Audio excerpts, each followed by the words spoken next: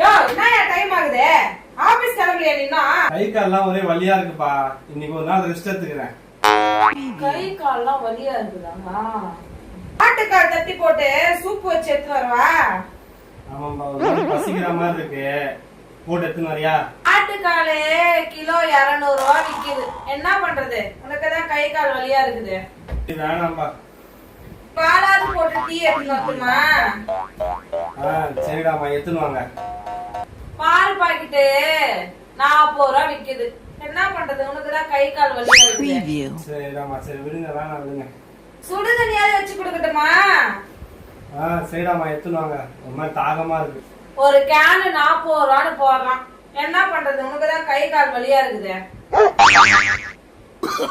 சாமி, எனக்கு கை கால் வலியே இல்ல.